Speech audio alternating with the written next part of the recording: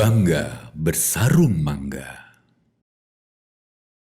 Assalamualaikum warahmatullahi wabarakatuh. Alhamdulillah. Assalatu wassalamu ala rasulillah wa ala alihi wa sahbihi wa mawalah. Amma ba'du. Pemirsa Al-Bahjah TV, kembali lagi berjumpa dengan saya Firas Wizi, yang insya Allah kita akan menemani waktu jelang berbuka puasa Ramadan para pemirsa melalui program spesial Dakikoh, yakni kita akan berbincang-bincang mengenai hal-hal menarik dan bermanfaat, tentunya bersama guru kita tercinta Buya Yahya. Namun sebelumnya kita akan sapa terlebih dahulu guru kita tercinta Buya Yahya. Assalamualaikum Buya. Waalaikumsalam warahmatullahi Sehat wabarakatuh. selalu Buya. Alhamdulillah, berkat doa semuanya. Dan semoga para pemirsa senantiasa dijaga oleh Allah, dirahmati oleh Allah, dimudahkan di dalam melaksanakan ibadah puasa, diberi ketulusan, keikhlasan, dan keistiqomahan. Amin. Begitu juga Buya sekeluarga. Amin insyaallah. Amin insyaallah. Buya, ada sebuah pertanyaan Buya. Amal baik itu tidak akan diterima oleh Allah Subhanahu wa taala melainkan dengan keikhlasan. Sebenarnya ikhlas itu apa sih Buya dan bagaimana cara menggapainya? Baik, bismillah, alhamdulillah, wassalatu wassalamu ala rasulillah, Sayyidina Muhammad bin Abdullah wa ala alihi wa ashabihi wa mawalah, amma ba'd. Ikhlas itu adalah membersihkan amal dari pamrih manusia, sanjungan manusia, dari harapan manusia. Akan tapi menjadikan amal itu hanya untuk Allah. Ya karena kita berbuat baik itu ibadah kan untuk Allah. Maka kalau tidak benar-benar untuk Allah, tidak diterima oleh Allah. Sehingga ada yang lawan daripada ikhlas itu namanya riya. Penghancur amal itu riya, itu senjata pamungkasnya iblis. Jadi yang semula iblis itu menghambat, menghalangi anak Adam, musuh bebuyutannya, cucu-cucu musuh bebuyutan iblis itu menghalangi dari berbuat baik. Dan terus dia berusaha seperti itu.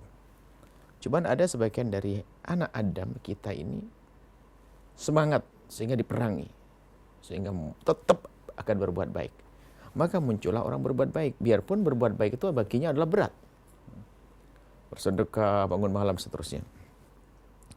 Setan itu di saat menemukan orang yang dihalangi nggak bisa itu ya lemes lah ibaratnya. Akan tapi setelah itu bangkit lagi.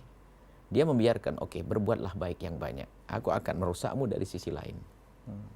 Dia membawa racun, namanya racun riya. Itu tadi. Sehingga biarpun amalnya banyak, miliaran yang didermakan, tapi bukan karena Allah, ia tidak mendapatkan pahala. Setan ketawa. Kamu kelihatannya berbuat baik banyak, akan tapi kamu temanku nanti. Maka sesungguhnya belajar ilmu ikhlas ini luar biasa, sangat penting. Supaya kita tidak sia-sia. Jangan sampai kita berbuat baik, ternyata nggak mendapatkan apa-apa. Bahkan disebutkan dalam satu riwayat, neraka itu dinyalakan pertama untuk 3 model manusia.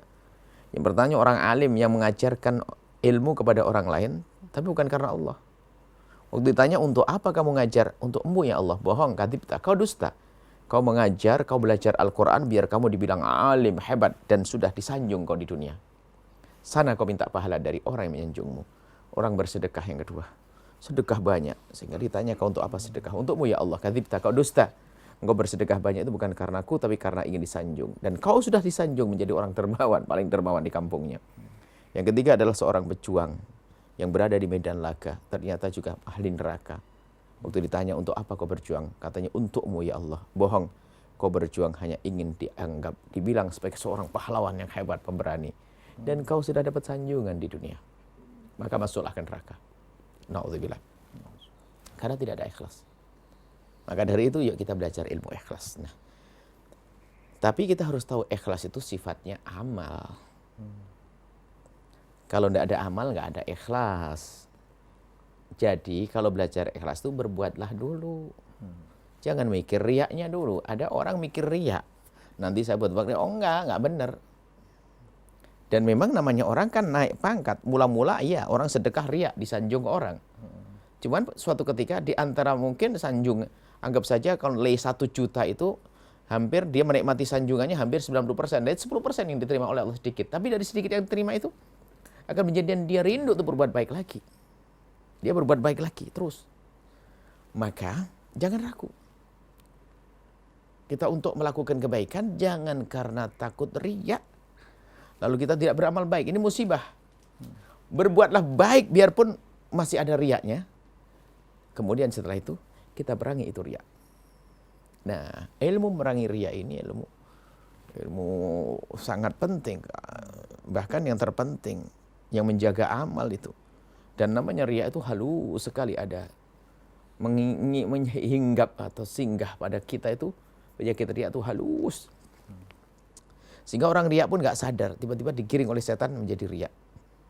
Sehingga digambarkan oleh baginda Nabi yang namanya riya itu akhfa min dabibin namlatis soda ala samratis somma fi lailati adulma. Jadi yang namanya riya itu kata baginda Nabi lebih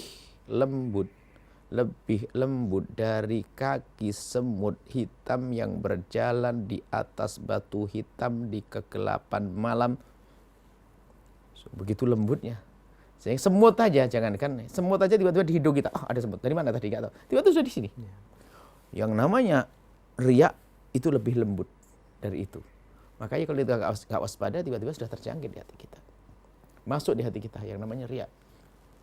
Semula ikhlas kadang. Bersama berjalannya waktu muncul riya. Sehingga kita sebuah contoh ya sering kita hadirkan sebuah contoh. Mungkin orang membantu tetangganya dengan ikhlas. Cuman subhanallah setan itu menjerumuskan orang yang sedekah masuk riya itu susah. Tapi setan bikin orang yang dikasih itu, yang diberi itu dibikin ulah sama setan. Sehingga dia bikin kesel sama yang ngasih. Sehingga ini tidak tahu sifatnya kok jelek. Setan itu mengajari dia sifat jelek itu bukan untuk jerumuskan dia saja.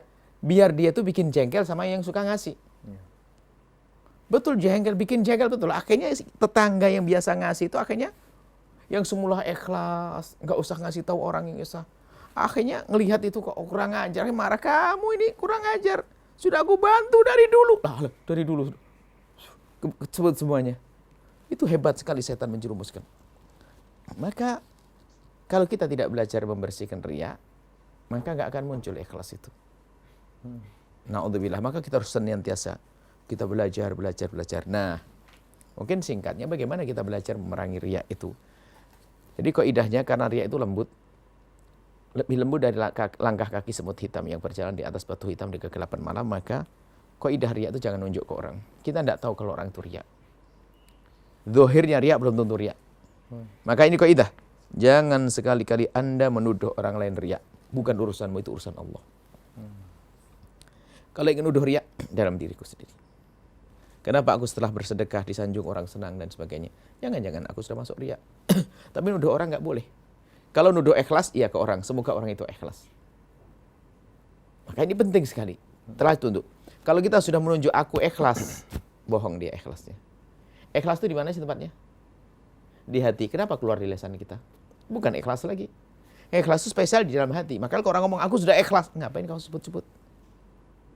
Katanya ikhlas. Ikhlas itu hanya antara kau dengan Allah. Kenapa kau kasih tahu ke aku? Menurut saya benar ikhlas dari Ta'ala. Ente ngomong ikhlas dari Ta'ala. Ikhlas dari Ta'ala ente ngomongkan ke saya, berarti sudah tidak di hati saja. Sudah. Bukan di hati lagi. Maka orang ikhlas gak akan menyebut. Karena hanya dia dengan Allah. Begitu, maka ikhlas jangan nunjuk ke sini. Ikhlas ke orang. Tapi kalau riya, kayaknya hatiku nih riya. Kayaknya hatiku riya. Menuduh terus itu penting. Supaya kita terus waspada agar tidak terjerumus dalam riya. Nah, untuk memerangi riya itu banyak Imam Ghazali di atas banyak yang penting amal dulu. Setelah beramal kita perangi. Sederhana di antaranya memerangi misalnya sedekah. Makanya kita tidak boleh nuduh orang lain riya. Contoh ada orang sedekah di masjid. Kemudian bisik kepada imam masjid sama pengurus masjid. Tolong umumkan sedekah saya ini setiap hari Jumat diumumkan. Lihat, mengumumkan amal ini kan menjadi sebab dihapus pahalanya. Nah, semua orang akan mengatakan gitu aja kalau dipamer-pamerin. Mungkin semua akan ngomong, wah pamer. Sementara sudah kita kasih tahu rumusnya apa. Jangan nuduh orang lain riya.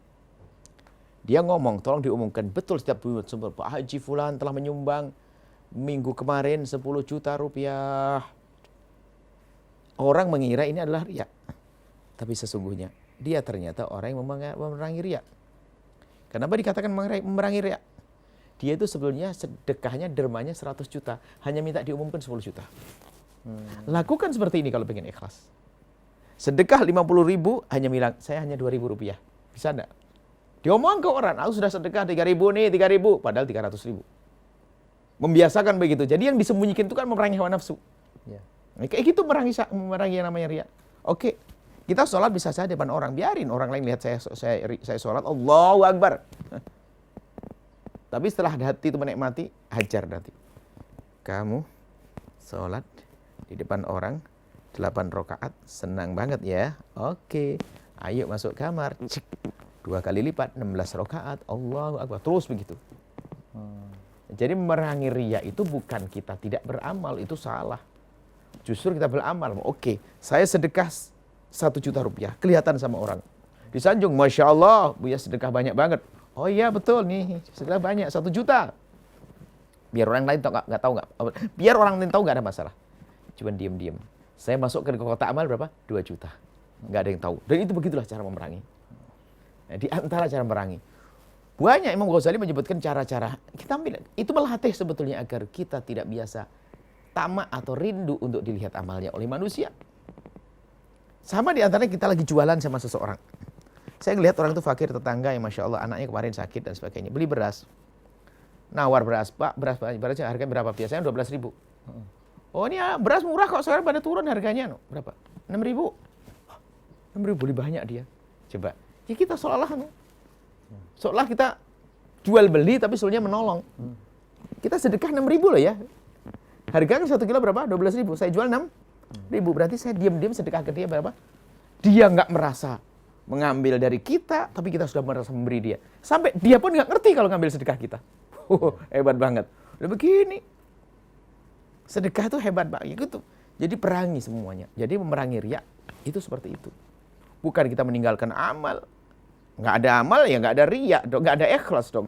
Terus gitu sampai terlatih sehingga hawa nafsu itu menjadi hawa nafsu yang sudah patah semangat, patah harap untuk disanjung orang. Itu perlu proses. Di samping itu minta kepada Allah SWT agar Allah berikan pada kita keikhlasan. Baik. Masya Allah. Kemudian Abu ya, ada nggak sih tanda-tanda kita dikatakan itu sudah ikhlas dalam beramal? Ikhlas itu pribadi antara kita dengan Allah. Cuman kita sendiri bisa melihat dalam diri kita, bukan orang lain. Kalau kita ikhlas beramal itu adalah kita itu rindu untuk melakukan lagi. Itu ciri yang paling utama. Karena ikhlas itu apa? Diterima oleh Allah, dia bangga dengan pahala kan? Contoh, bisnis untung, berhasil. Kira-kira bagaimana dia? Dagang lagi enggak yang sana? Dagang lagi karena dia merasa sukses. Jadi ikhlas itu sukses dalam beramal. Maka tanda orang ikhlas itu adalah dia rindu untuk mengulang amal yang serupa. Rindu mengulang serupa. Itu ikhlas. Jadi pengen menikmati sehingga sampai makom namanya menemukan lezat, kelezatan dalam ibadah. Dan ini nggak bisa orang mengaku-ngaku. Ini betul-betul ini pengalaman pribadi, nggak bisa setiap orang berbeda dengan orang. Jangankan antara orang dengan orang. Satu pribadi saja kadang berbeda. Kita betul menemukan suasana ibadah yang syahdu, indah, khusyuk kadang-kadang. Kadang-kadang sholat dari awal akhir tuh ngantur nggak kemana-mana. Satu orang lah ya. Maka ini masalah pribadi nggak boleh. Kalau orang ngaku-ngaku sih banyak. Oh, aku sudah khusyuk, aku udah gini. Kita urusan pribadi dengan Allah, namanya juga ikhlas. Antara kita dengan Allah Subhanahu wa taala yang melihat kita, yang melihat amal kita. Ya seperti itu. Ingat, jadi tanda amal itu diterima dan kita ikhlas itu senang. Senang. Tulus. Kita berbuat dan kita rasa senang. Contoh aja kalau kita berbuat untuk orang yang kita cintai. Dan kita bisa melakukan istri atau keluarga. Kita mampu. Dan diterima oleh istri. Kita makan makanan, Masya Allah kita mencintainya. Istri kita juga senang dengan makanan tersebut. Kira-kira kalau kita pergi apa? Beli lagi kan? Karena apa? Saya ikhlas tulus dengan sama manusia lah ini. Akan mengulang lagi, akan saya hafal kesenangannya. Karena pertama ada cinta. Begitu dengan Allah Jalla Jalaluh. Allah senang dengan amal yang kita lakukan. Dan kita merasa bahasanya kita mengharap ridho Allah. Senang dong seharusnya. Maka lihat, dia akan mengulang-ulang kebaikan tersebut. Seperti itu. Ada juga tanda, apakah benar gitu, tanda kayak kalau aduh amalan saya ini diterima nggak ya sama Allah, gitu-gitu bener nggak sih Bu ya? Ada Kalau orang takut amalnya tidak diterima itu benar. Tapi bukan berarti menjadi sebab putus asa. Yaitu tadi, kalau takut amalnya tidak diterima, kenapa? Aduh, tadi ketahuan orang. Ya nggak apa-apa. Tinggal ditumpangi lagi. Wah, tadi 1 juta, sekarang 1 juta lagi. Seperti itu. Agar yang ini diterima dan itu diterima. Baik. Masya Allah, syukran Abu ya atas jawaban-jawabannya. Semoga dapat menjadi ilmu yang bermanfaat untuk kita semua dan dapat kita amalkan dalam kehidupan kita sehari-hari. Amin, amin, Allahumma amin. Baik pemirsa Al-Bahjah TV, demikian tadi perbincangan episode kita pada kali ini. Jangan lewatkan episode-episode selanjutnya. Terima kasih atas segala perhatiannya. Saya Firas Bizi. Assalamualaikum warahmatullahi wabarakatuh. Salam.